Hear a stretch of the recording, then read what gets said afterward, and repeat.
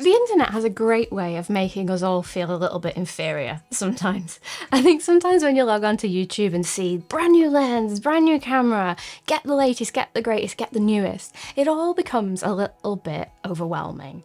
And I firmly believe, as I preach on this channel all the time, we don't always need the latest and the greatest. And you may not need that shiny full frame camera that you are coveting. In this video, I'm going to go through the pros and cons of why you might want a full frame camera and why you might not need one, and I might just pop on my alter ego as I did in this video previously, which was really good fun. So, do you need a full frame camera? No. In even moderately acceptable lighting, you will get great results regardless of the sensor size. Particularly if you like street or travel or everyday carry sort of photography.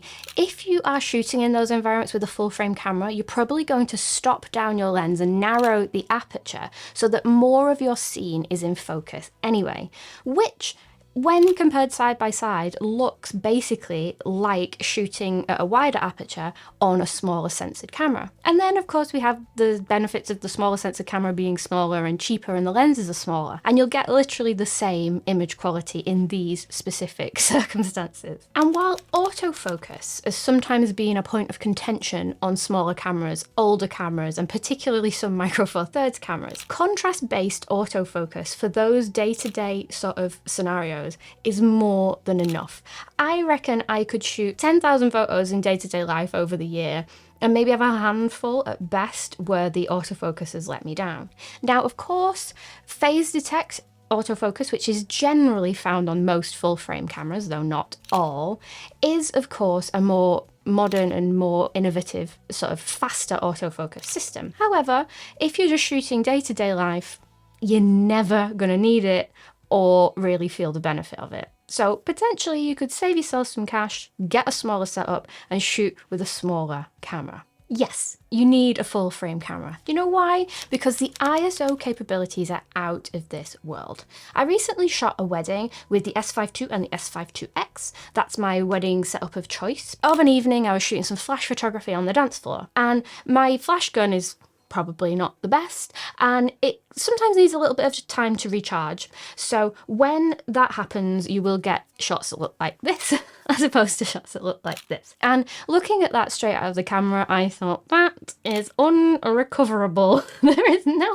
way I'm pulling that back. What a beautiful moment that I have missed. Well, I thought it was worth a stab. Let's see how much you can pull back the information in a full frame RAW file. Now, I know it's not perfect. I know it would have been better had I introduced more light into the scene with my flash gun, but it's blooming usable and I delivered it, and I think it's a nice image. And another photo.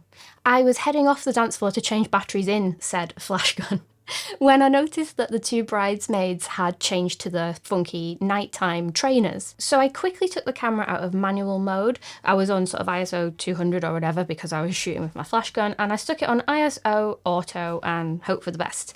It was a very dark room and the camera went up to 51,200 ISO. Yes, 51,200. Ridiculously high. Using a little bit of editing wizardry with a little bit of noise reduction, the image is pretty usable. I know that this teeters on the brink of, is this a full frame thing or is this an ISO invariance thing? And someone cleverer than me, please explain ISO invariance in the comments for me. Generally speaking, you will get much more push and pull and much more information in your RAW files in a full frame camera versus a Micro Four Thirds or sometimes APS-C, though I have shot with Fujifilm, the X100 series, and you can pull that back so well as well. When you shoot on certain smaller sensored cameras, when you pull up that exposure, you will just pull the noise up with it. In an ISO invariant camera or, just a sensor that is more capable, you will get less noise and you'll have all of this sort of adaptability if user error occurs. Which, with the best will in the world, I'm shooting 6,000 photos during a wedding day. Of course, one or two are going to go wrong. And I like the safety net. However, isn't it best practice to just get stuff right in camera to begin with? Of course it is. In an ideal world, you could probably shoot with just about anything if you are introducing light and managing your environment a little bit better than I managed to. So you wouldn't necessarily need a full frame camera in order to get good results. I have shot many Micro Four Thirds weddings in the past. But for me, more so because I want more brain space to think about getting a good reaction out of the couple and thinking about composition and all that fun stuff and what I have to do next, I would like a little bit of a safety net, as I call it, where I can think less about the settings knowing that the camera will sort itself out. So, pros and cons. Just makes life a bit easier. I defected at the end. So I will say, even though there is, of course, less push and pull with smaller or older camera RAW files, you still get way more data in them than you would think. And I'm constantly impressed by how much I can stylize my edit, even with very old cameras like the GH1, for example. And newer stuff, it just gets better and better, and there's more pliability in your files. So for everyday use, in 99.9% of scenarios, a normal, smaller sensored camera will give you more than enough information to let your creativity go as wild as you like. Just let me take a moment to talk about the sponsor of this video, Storyblocks. Storyblocks is such a great all-in-one solution if you create video. If you need stock footage or music or sound effects, they've got you covered. And my favorite thing about the service is it's all with one set fee. I use it a lot. Like for instance, when I went to Tokyo, we were told that tourist places and busy places, they don't really like you taking out your tripods too much, which is perfectly understandable, but I love me a time lapse. I managed to sneak one or two in by being innovative. I do think time lapses can elevate your videos, so I could add a bit of me in, a bit of something from Storyblocks, and it just helps to tell the story that I want to tell. There's over 4 million 4K and HD stock footage pieces on there, so you'll definitely find something that can help with your next project. So to get started with unlimited stock media downloads at one set price, check out this URL here or the link in the description. No, you don't need a full frame camera if you value having a smaller overall package. Smaller cameras create smaller lenses, create an overall smaller package. If you like to take a camera out with you regularly and you don't want the faff of having a bag full of stuff, smaller cameras, APS-C cameras, Micro Four Thirds cameras, so many great options will be a much smaller package. Now, you can absolutely get a full frame camera to be smaller, but there tends to be a payoff with what happens to the lenses. For example, the small new lens that Lumix have just brought out, one of my favourite lenses on the L-mount system, and tiny, it is quite a slow, narrow aperture compared to a standard stock lens. So if you had that side by side, say I was shooting with the S9 with that lens versus shooting on a 2.8 lens or a 1.8 lens on Micro Four Thirds, the images would probably look about the same in terms of depth of field.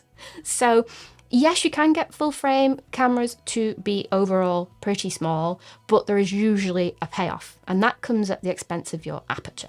Yes, I think you need a full frame camera if you value certain characteristics in your image, particularly being able to get very shallow depth of field very cheaply. Now, I mentioned in one of my tips videos recently that there is a big difference between depth in a scene and depth of field. Now, depth we can get with any camera because it's more about using layers within your composition to create interest and to guide the viewer's eye. When it comes to depth of field, however, full frame does have the edge. You can get very shallow depth of field. This Maker lens, the 85mm f1.4 for L mount, is ridiculously shallow depth of field, and I had a great time shooting some portraiture in the petal fields with my friends. Had I taken a Micro Four Thirds camera, yes, I would have got some great images that I'm very proud of. I could have used maybe the Olympus 45mm f1.8, for example, which is probably one of my favorite portrait lenses on the system.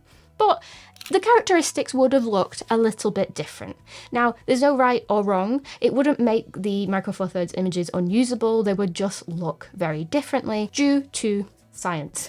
Another example of this is I'm shooting this talking head bit on the S5 II, which is a full frame camera, and I'm shooting at f1.8.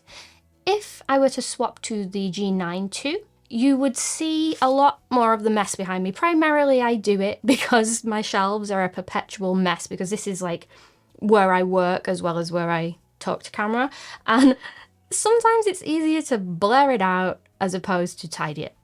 Yeah, that's my confession for the day. This is what my room looks like on the G9 II. It ain't bad, but I think you can see some more of my shame than I would like. I think for this scenario, I like the shallower depth of field of the S5 II. And of course, with Micro Four Thirds and APS-C cameras, if you do desperately want that shallow depth of field, there are workarounds. You could get really wide aperture lenses like the Voigtlander's 0.95 apertures, or you could just try and use longer focal lengths as well, which will emphasize the shallow depth of field and increase the bokeh. No, you don't want or need a full frame camera, and it's not even a compromise. There are so many benefits that people maybe overlook when it comes to smaller sensored cameras. For example, there is very minimal rolling shutter in a Micro Four Thirds sensor versus a full frame. And you get a lot more spec for your money when it comes to smaller sensored cameras. For the G9 IIs of the world and the OM system OM1s of the world, you will get much faster burst rates, you will get much faster snappy autofocus with the smaller sensored cameras. Also, you get more video spec for your money as well. For example, the Lumix G9 II will give you 4K 120p, and the beloved S5 II that I'm shooting on now will only offer you that in HD. And even the 60p is an APS-C crop. Because smaller sensors don't overheat as much, there's physically less stuff going on, so you will be able to get more out of your processing power in your camera with smaller sensored cameras. And stabilization is second to none with smaller sensored cameras as well. Even the best of the bunch, like the S5 II, I think the G9 II and the OM1 will absolutely knock its socks off when it comes to stabilization. It's just science, isn't it? You're wiggling around something smaller. Subscribe for more science. And because the smaller sensors take longer to generate heat, we're not crippled with recording limits like you are on some full-frame cameras. Don't even think of smaller sensor cameras as a compromise, they just have different benefits. So taking those benefits and thinking about them, smaller sensored cameras can be a massive benefit depending on what you want to shoot. For example, if you're into wildlife and action photography, you'll be able to get access to really great super zooms like this 400mm full frame equivalent, much smaller and often much cheaper as well. So we have the better burst modes, we have less rolling shutter, and we have really high quality longer lenses on Micro Four Thirds versus full frame, where of course there are many great lenses, but they are 4 times the size and 4 times the price usually. Also, if you're into macro photography, having a less shallow depth of field is actually a huge benefit, because when we're shooting things very tiny, if you're shooting at 2.8, you're letting in a great amount of light, but more of your subject is in focus versus full frame. So macro shooters, wildlife shooters, rejoice, tiny sensors are your friend. The opposite is also true. There are benefits inherent to larger sensored cameras. For example, as I've mentioned, portraiture often looks a little bit more dreamy in a more shallower depth of field. While Micro Four Thirds has the edge for the longer lenses because that crop factor really is a benefit, the opposite side of that is if you are shooting wider angle lenses, you can get them much more affordably on full frame cameras because it's easier for the bigger sensor to shoot wider. You can obviously get wide angle lenses on smaller sensor cameras, but they are mega expensive 90% of the time, just because it's more tricky to get such a wide angle shot with a cropped sensor to begin with. Another benefit for full frame in my experience is if you're into shooting astrophotography. Now, I'm not saying that it's impossible with other cameras because I've got some really good shots with Micro Four Thirds cameras in the past, but here is the science in a nutshell. Concentrate. If you have the same 20 megapixels on a tiny sensor versus a bigger sensor, the full frame camera is what is known as less pixel dense. It means the pixels have more space to spread out, they're slightly larger, which means they will capture more light data. So if you're into astrophotography, you want less pixel density. You want all the light information that you can squeeze out of that sensor. And of course, we have the ISO invariance a lot of the time, making the images cleaner and more malleable as well. Again, not saying that you can't get good results with Micro Four Thirds because you blooming can. On my Facebook group, I see great astrophotography all the time with Micro Four Thirds, so don't let it put you off. I'm just saying, if you are primarily a portrait photographer or primarily astrophotography fanatic, then full frame may be the way to go. Just like if you are primarily a macro photographer, micro four thirds is probably the way to go. Pros, cons, strengths, weaknesses. There is also a benefit to having a more pixel-dense sensor. It gives you more sharp images. For instance, I imagine if you were a landscape photographer and what you value more than anything is getting all of those pin-sharp details throughout the scene, having a pixel-dense sensor would be your friend. So shooting micro four thirds would be wonderful, or if you did go full frame, getting one with higher megapixels. So all camera systems are valid and have pros and cons. Whether you need or require a smaller sensor or a larger sensor largely depends on personal preference and what you want to shoot. But do not think that you have to buy a full frame sensor to get some magical coveted image quality, because it simply isn't true and simply doesn't exist. So don't go out spending tons of money on something new just because the internet told you to. But you can if you like, because I'm not your boss, and sometimes full frame cameras are awesome. I hope you found this useful. If you enjoyed this debate, check out my previous debate, which is all about smartphones versus smaller cameras.